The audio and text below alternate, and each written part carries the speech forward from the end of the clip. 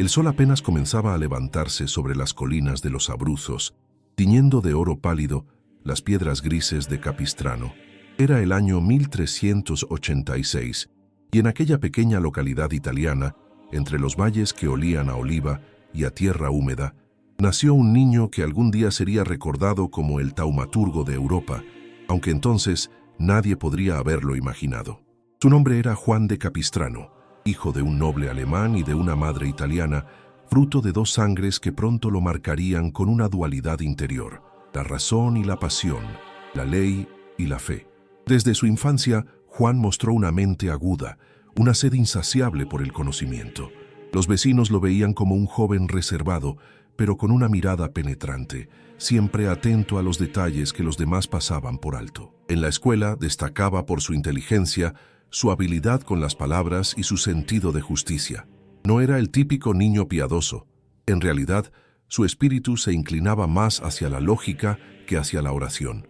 Cuando alcanzó la juventud, fue enviado a estudiar Derecho en la prestigiosa Universidad de Perugia.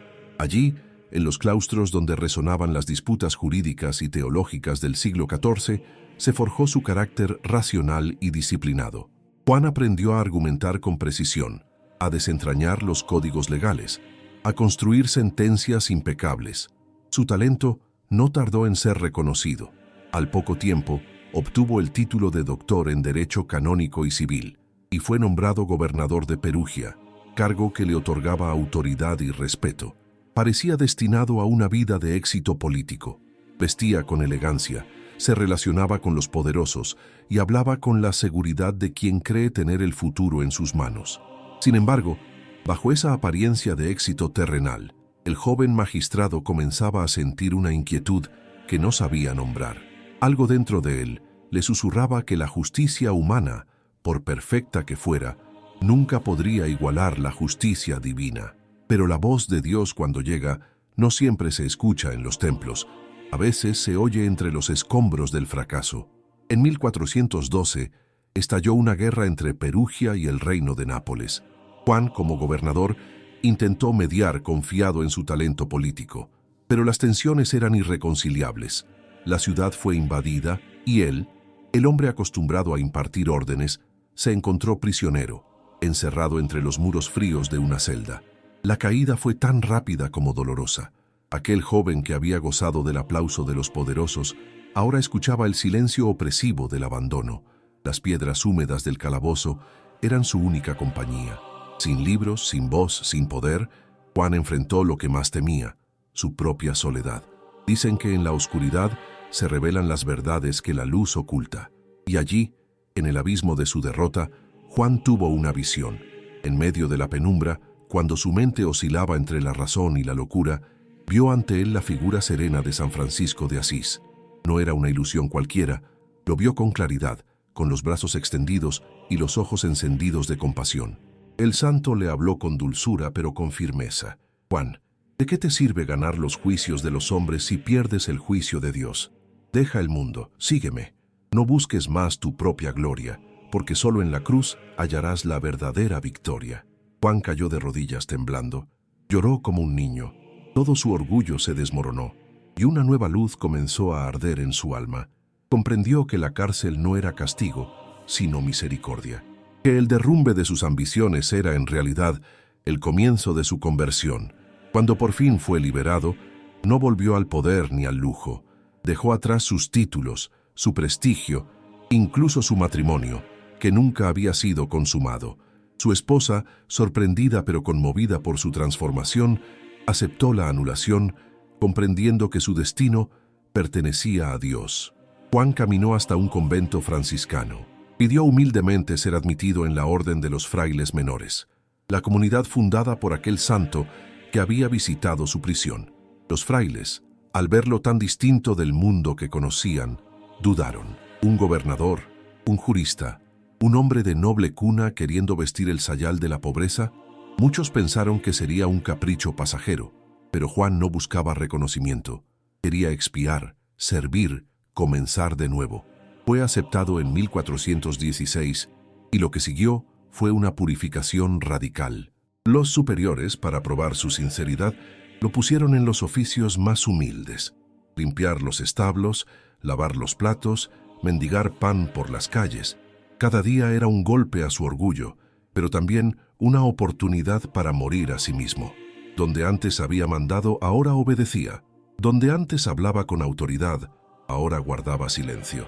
Su alma, sin embargo, no se apagó en la humillación. Floreció.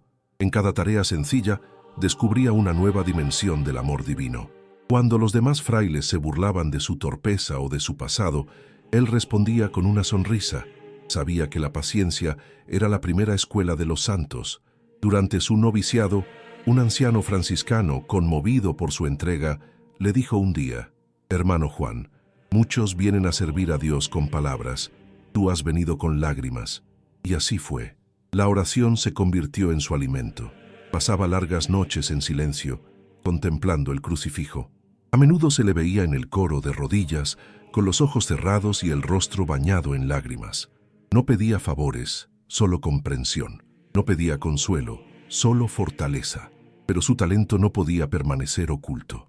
Los superiores, al observar su inteligencia y su profunda vida interior, lo enviaron a estudiar teología.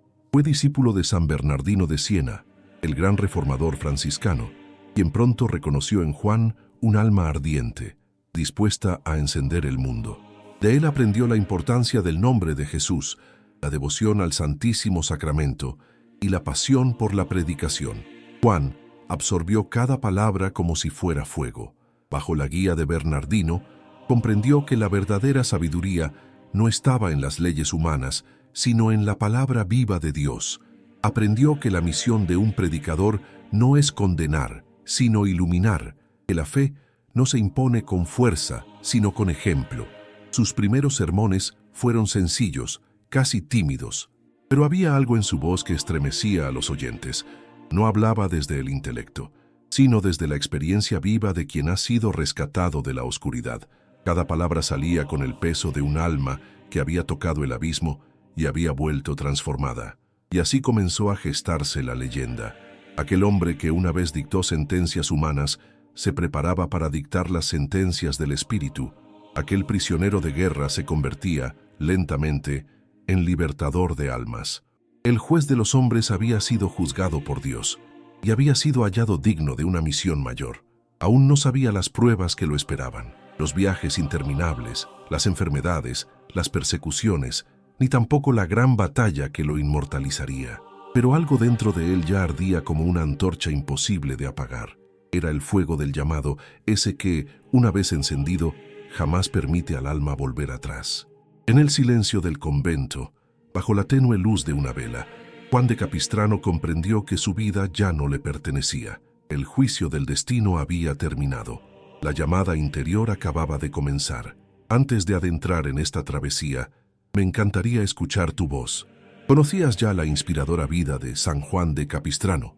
¿Sabías que su nombre está unido a prodigios, gran realizaciones y milagros increíbles? ¿Has experimentado alguna gracia o bendición a través de su intercesión? Cuéntame en los comentarios. Leeré cada uno con cariño y te regalaré un corazoncito en tu mensaje. No olvides dejar tu like, suscribirte al canal y compartir este video con tus amigos para que juntos sigamos creciendo en fe. El predicador incansable y el fuego de la conversión. El sonido de una campana resonaba en la distancia, marcando el inicio de un nuevo amanecer en los conventos franciscanos del norte de Italia. Los frailes despertaban con el frío de la madrugada, envueltos en hábitos humildes, caminando descalzos por los claustros de piedra. Entre ellos, una figura menuda pero firme se movía con paso decidido, sosteniendo un crucifijo en las manos. Juan de Capistrano. Su rostro, delgado y surcado por el sacrificio, reflejaba serenidad. A sus ojos, la vida no era más que una peregrinación hacia la eternidad. Habían pasado años desde que aquel jurista y gobernador había dejado atrás su pasado de poder y honores. Ahora, el antiguo hombre de leyes se había convertido en un hombre de fuego, inflamado por el espíritu. La transformación era completa. Donde antes había razonamiento jurídico, ahora había ardor místico. Donde había ambición, ahora había entrega.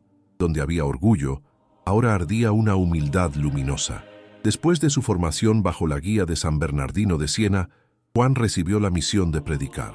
Y no una predicación cómoda, sino itinerante, incansable, dirigida a las masas que vivían sumidas en la ignorancia, la superstición y el pecado. El siglo XV era un tiempo turbulento. Guerras, corrupción eclesiástica, abusos de poder y una sociedad que había comenzado a olvidar la voz de Dios.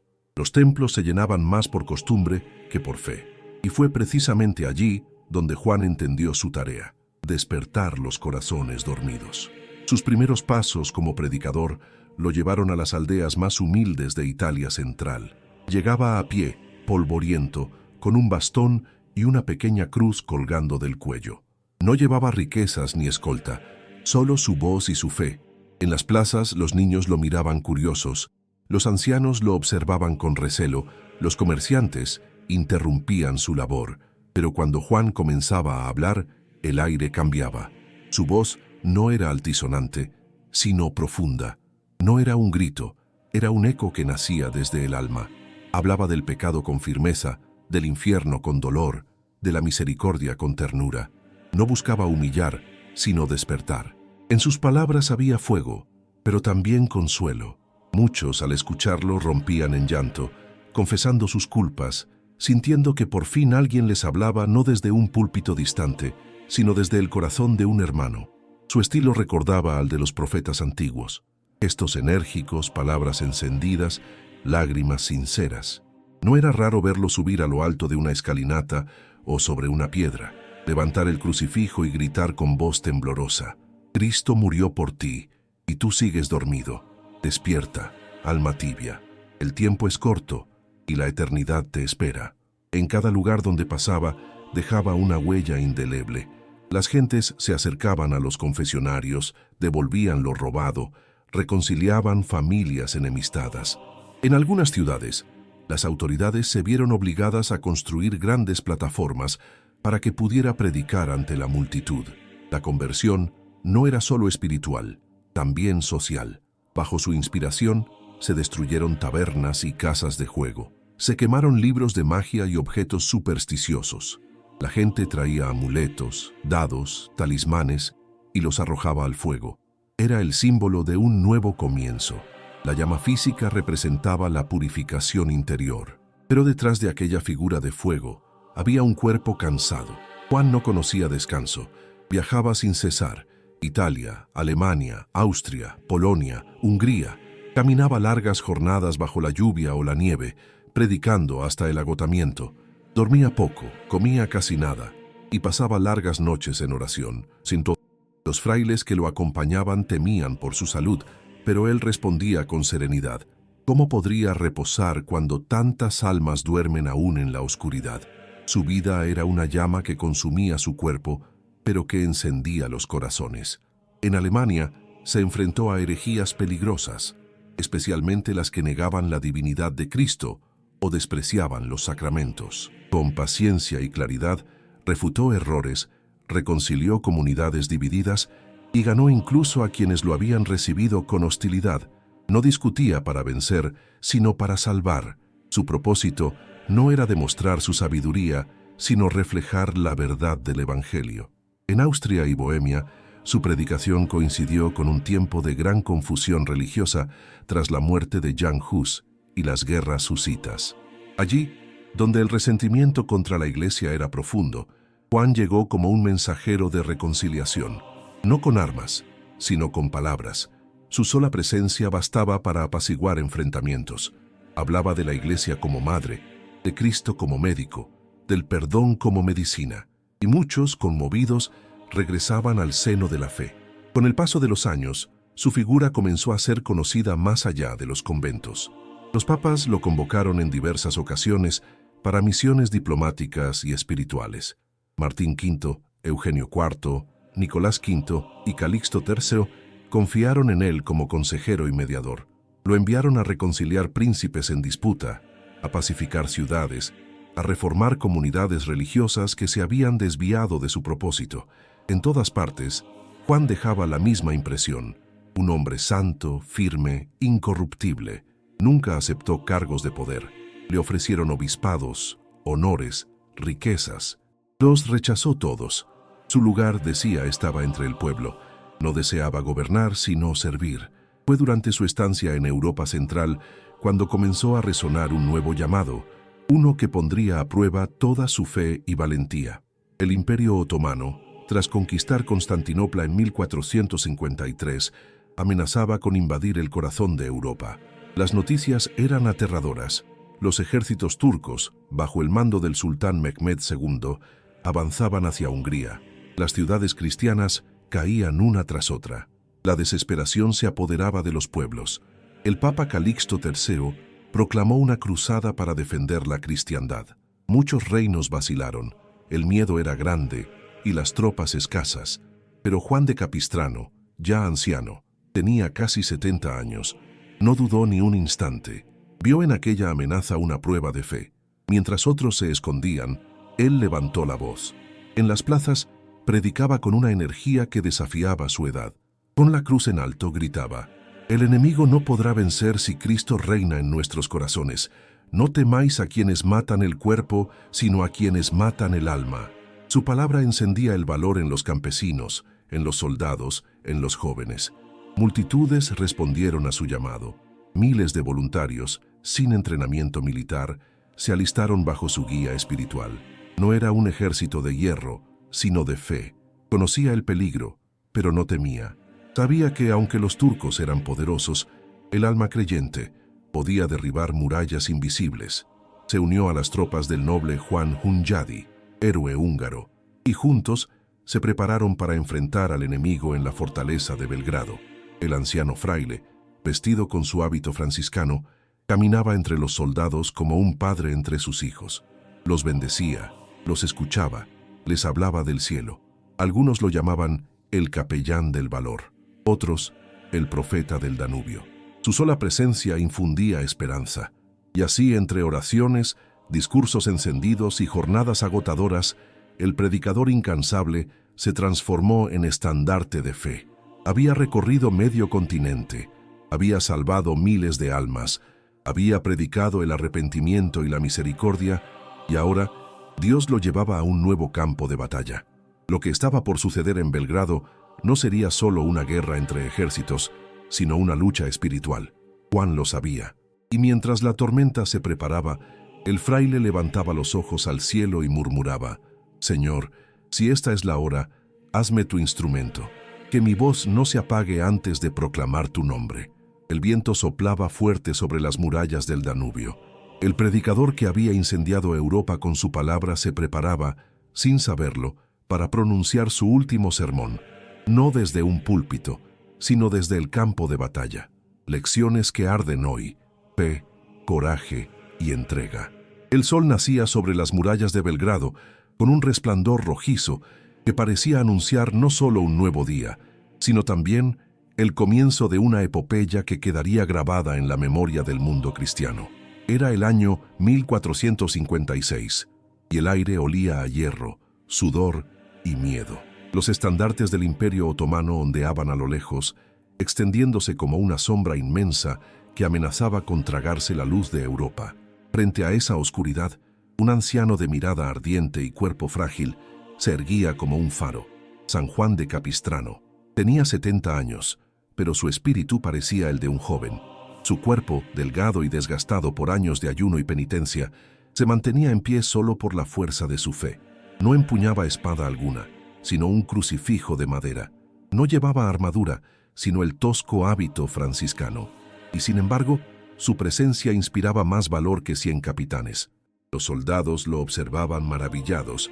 Algunos eran campesinos, otros mercenarios, otros simples hombres que habían dejado sus familias para defender su fe.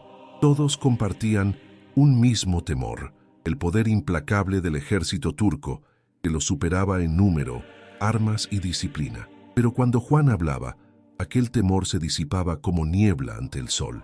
Subido sobre una muralla, el fraile levantó el crucifijo y exclamó: «Hijos míos, el enemigo no es más fuerte que nuestra fe. Si Dios está con nosotros, ningún muro caerá, ninguna espada nos herirá. Cristo es nuestro estandarte y su cruz nuestro escudo». Su voz, ronca y vibrante, recorría el aire como un llamado divino. Los corazones se inflamaban, las lágrimas corrían. Muchos se arrodillaban, confesando sus pecados antes de la batalla. Otros besaban la tierra pidiendo protección.